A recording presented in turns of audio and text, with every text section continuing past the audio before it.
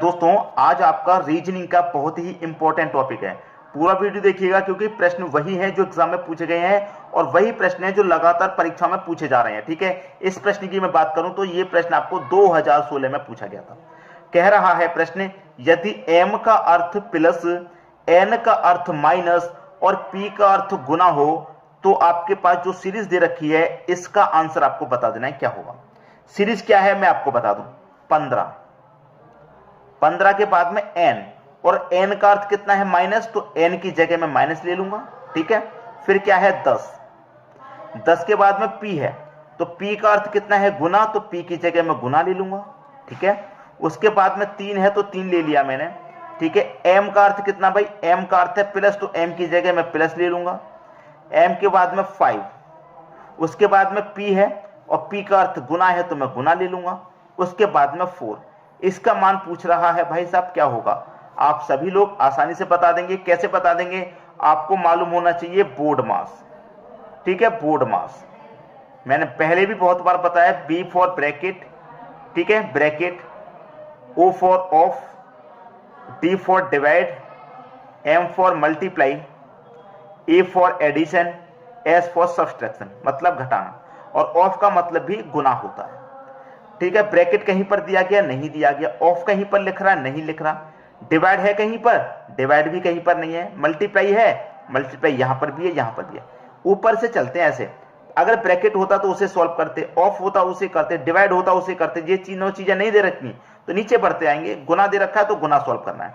गुना मेरा कहां दे रखा है, इन दोनों संख्याओं का गुना, इन दोनों संख्याओं को गुना दे रखा है। तो पहले इनको सॉल्व कर लूं, 5 चौके मेरे पास ये 20 हो जाएगा और 10 त्रिक का मेरे पास ये 30 हो जाएगा। तो इसको सॉल्व करूंगा, ये 15 माइनस 30, फिर प्लस का साइन और फिर कितना 20।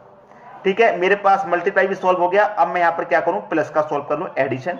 एडिशन मेरे पास यहां पर दे रखा है, ये रहा एडिशन, क्लियर। तो मैं क्या करूंगा, 30 और 20 को ऐड करूंगा, 30 और 20 को ऐड करूंगा, एडिशन दे रखा है तो 30 और 20 कितना हो जाएगा भाई, मेरे पास 50 हो जाएगा। ठीक है, और ये मेरे पास कितना है 15 और साइन किसमें, माइनस का। ठीक है, माइनस का साइन। अब यहां पर मेरे पास माइनस का साइन है। अब देखिए एडिशन हो गया भाई, एडिशन हो गया, और एडिशन ये क्या हो गया, एडिशन हो गया ये गलत, ये एडिशन हो गया गलत। अगर आपने इसी तरीके से एडिशन किया तो गलत हो गया। क्यों हो गया, देखिए भाई ये तो माइनस का है ना, मुझे तो एडिशन करना है, तो माइनस का है, ये 30 तो माइनस का है ना, मुझे तो एडिशन करना है प्लस का, और प्लस का मेरे पास 15 था और 20 था, तो 15 और 20 35 होगा कि नहीं होगा, होगा कि नहीं होगा 35। आपने माइनस और प्लस दोनों को जोड़ा है, गलत जोड़ा है आपने क्या, मैंने गलत जोड़ा है। और मैं इस तरीके से गलत इसलिए जोड़ रहा हूं क्योंकि जो बच्चे मेरे साथ साथ चल रहे हैं उनको यही पता नहीं है सर गलत पढ़ा रहे हैं सही पढ़ा रहे हैं, इसलिए मैं बीच में इस तरीके का ऑब्जेक्शन लेता हूं, जिससे कि आपका जो माइंड है वो डिस्टर्ब ना हो और अच्छे से समझ में आए। ठीक है, देखिए अब मैं प्लस का 15 प्लस का 20 जोड़ूंगा तो 35 होगा, होगा कि नहीं होगा, और माइनस का 30, और प्लस का कितना है 35 है। अब प्लस के 35 में से माइनस का 30 घटाएंगे तो बचेगा क्या, 5 बचेगा, और यही आंसर हो जाएगा 5, बी ऑप्शन सही होगा।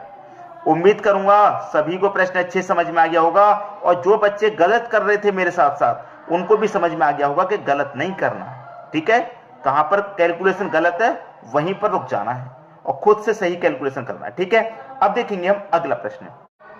अगला प्रश्न है, यदि 6 स्टार 3 बराबर 13, 5 स्टार 20 बराबर 96, 11 स्टार 7 बराबर 67 हो तो 19 स्टार 11 बराबर क्या होगा। ये दिल्ली पुलिस 2012 में पूछा गया था ये प्रश्न, दिल्ली पुलिस 2012 में। अब देखिए प्रश्न में क्या लॉजिक है, किस तरीके से आंसर मिलेगा उस पर ध्यान देना है। यहां पर आपके पास 6 स्टार 3 बराबर 13, आप क्या करें जिससे कि आपका आंसर क्या हो, 13 के बराबर हो जाए, यहां पर 96 के बराबर हो जाए। ठीक है, और यहां पर 67 के बराबर हो जाए। ठीक है, और यहां पर 67 के बराबर हो गया तो यहां पर क्या आएगा वो आप बता देंगे, आसानी से बता देंगे। तो यही आपको सोचना है कि क्या रिलेशन बनाना है आपको। ठीक है, यही आपको सोचना है कि आप ऐसा क्या करें जिससे कि आपका लॉजिक बिल्कुल सही लगे। बात क्लियर है, जिससे कि क्या हो, आपका जो लॉजिक है वो बिल्कुल सही लगे। अब देखिए यहां पर क्या होगा मैं आपको बताता हूं। यहां पर क्या होगा, 6 स्टार 3 है, 6 स्टार 3। अब मैं देखिए क्या करूं, यहां पर इस स्टार की जगह पे गुना ले लूं और इस 3 को मैं क्या लिखूं, 2 प्लस 1, और कितने के बराबर आए भाई, 13 के बराबर। भाई 3 को 2 प्लस 1 लिखूंगा तो 2 प्लस 1 3 ही तो होता है, और स्टार की जगह मैंने यहां पर गुना ले लिया। ठीक है। अब देखिए 6 का गुना 2 से करूंगा 12 और 12 में 1 जोड़ दूंगा तो 13, ये एक ही तो बचा तो मैंने 1 जोड़ लिया 13 हो गया। वही यहां पर करना है, मेरे पास 5 है पहली संख्या, स्टार की जगह गुना ले लूं और 20 को क्या लिखूं, देखिए मैंने 3 को क्या लिखा 2 + 1, मतलब 3 से पहले वाली संख्या ले ली 2, 20 से पहले वाली संख्या ले लूंगा 19 और +1 कर दूंगा तो ये भी कितना हो जाएगा 20 और कितने के बराबर भाई 96 के बराबर है।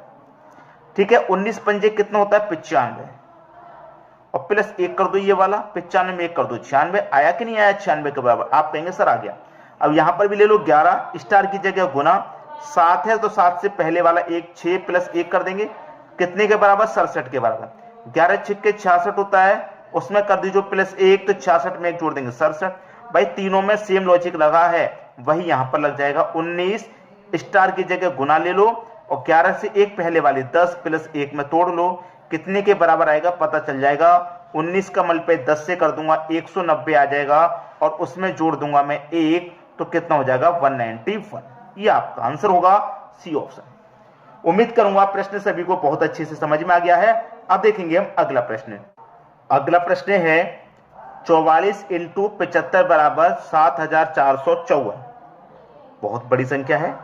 34 गुना 65 बराबर इतना है, 24 गुना 55 बराबर इतना है, तो 14 गुना 45 बराबर क्या होगा। ये भी प्रश्न SSC 2012 में पूछा गया था। ठीक है, देखिए यहां पर है 44 गुने 75 बराबर 7454 के है, यही तो है। अब देखिए क्या लॉजिक है, अगर आपने संख्याओं को ध्यान से देख लिया तो आंसर मिल गया। कैसे मिलेगा, देखिए जो फर्स्ट है यहां पर 4 उसे यहां लास्ट में लिखा गया 4 को, वही संख्या है सेम टू सेम, और यहां पर जो लास्ट है उसको लिख दिया गया, फिर ये 4 को लिख दिया गया, फिर ये 7 को लिख दिया गया, मतलब पहले ये फिर ये फिर ये फिर ये, इस तरीके से लिख रहे हैं। आगे बढ़ के चलिए यहां देख लेते हैं कितना है, 34 है गुने 65 है बराबर कितना 64 53 है। ठीक है, देखिए पहले इस वाली को लिखा गया तो यहां पर भी देखिए पहले ये वाली संख्या है, फिर 5 लिखा गया था, यहां पर भी देखिए 5 है, फिर ये 4 को लिखा गया था, यहां पर भी देखिए 4 है, फिर ये 6 बचा 6 लिख दिया। अब उसी तरीके से यहां पर इसको और इसको पता कर दीजिए। अब मुझे दोनों जगह सेम लॉजिक मिल गया है, अब वही लॉजिक मेरा देख यहां पर लगना चाहिए।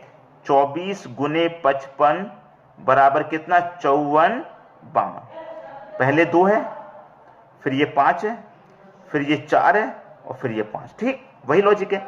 और यहां पर वही लगा दीजिए भाई, 14 गुना 45 बराबर क्या होगा, लगा दो भाई। पहले 1 आ जाएगा, 1 में यहां लिख देता हूं। ठीक है, फिर उसके बाद 1 के बाद 5 आ जाएगा। ठीक है, फिर उसके बाद ये 4 आ जाएगा और फिर ये 4। भैया 44 51 किस ऑप्शन में होगा, वही आंसर होगा डी ऑप्शन में। ठीक है, वही होना चाहिए ना भाई, पहले ये वाला फिर ये वाला फिर ये वाला फिर ये वाला। ठीक है ना, तो पहले ये वाला फिर ये वाला फिर ये वाला फिर ये वाला, ऐसे तो लिखा है। आंसर हो क्या 44 51। क्लियर है। अब देखेंगे हम अगला प्रश्न। अगला प्रश्न है यदि 6 गुने 7 बराबर 2, 3 गुने 5 बराबर 5 और 5 गुने 8 बराबर 0, तब 6 गुने 8 बराबर क्या होगा। UPSSC 2016 में इस प्रश्न को पूछा गया है। ठीक है, अब देखिए आपको ये बात अच्छे से मालूम है कि सभी में एक बात कॉमन होगी, एक ही रिलेशन सभी में लगेगा। ऐसा नहीं अलग अलग सभी में लगा दें, ऐसा नहीं होता। एक रिलेशन यहां पर लगेगा, बिल्कुल वही यहां पर और बिल्कुल वही यहां पर। ठीक है, तो क्या करना होगा जिससे कि 6 और 7 से आपका 2 बन जाए। 6 गुने 7 दे रखा है, अगर मैं 6 गुने 7 कर दूं और 6 का गुना 7 से कर दूं तो 42 होता है। अगर मैं 3 का गुना 5 से कर दूं, 3 गुने 5 15 होता है। 5 का गुने 8 से कर दूं, 8 पंजे 40 होता है। ठीक है, अब ये 6 और गुने 8 दे रखा है, 6 8 48 होता है। अब मेरा रिलेशन कैसे बना, कैसे बनेगा भाई रिलेशन, देखिए मैंने 6 गुने 7 किया तो 42 आया, और जबकि 2 आना चाहिए, तो इकाई अंक मेरा 2 है कि नहीं, 2 आ गया, इकाई अंक दे रखा है। 3 गुने 5 किया 15 आया, आना कितना चाहिए 5, तो इसका मतलब यहां पर भी इकाई अंक दे रखा है मेरा। 5 8 40 होता है, 40 0 दे रखा है, आना 0 चाहना चाहिए, तो यहाँ पर 40 में 0 ही तो आ रहा है इकाई अंक, तो सभी में मल्टीप्लाई का इकाई अंक दे रखा है। उसी तरीके से 6 गुने 8 मैंने किया तो 48 होता है, तो यहां पर भी इकाई अंक आएगा 8। जब सबका इकाई अंक दे रखा है तो 48 का भी इकाई अंक देंगे, तो पहला ऑप्शन सी हो जाएगा, क्योंकि पहले ऑप्शन में ही तो 8 हमें दे रखा है। बात क्लियर है, अच्छे से समझ में आ गई बात। अब देखेंगे हम अगला प्रश्न। अगला प्रश्न है यदि 3 गुने 9 गुने 7 बराबर 379, 5 गुने 4 गुने 8 बराबर 584 हो तो 1 गुने 2 गुने 3 बराबर क्या होगा? एसएससी 2013 में ये पूछा गया। आपको दे रखा है 3 गुने 9 गुने 7 कितने के बराबर? 379 के बराबर। आपको दे रखा है 5 गुने 4 गुने 8 कितने के बराबर? 584 के बराबर। सीधी सी बात है, पहली संख्या को पहले दिया गया, दूसरी संख्या को लास्ट में दिया गया, लास्ट वाली को बीच में। पहली संख्या को पहले तो यहां पर भी पहली संख्या को पहले दिया गया, दूसरी संख्या को लास्ट में तो यहां पर भी दूसरी संख्या लास्ट में है, और लास्ट वाली बीच में है तो यहां पर भी लास्ट वाली बीच में है। एक ही रिलेशन है। अब भैया यहां पर भी बना लेंगे आप 1 गुने 2 गुने 3।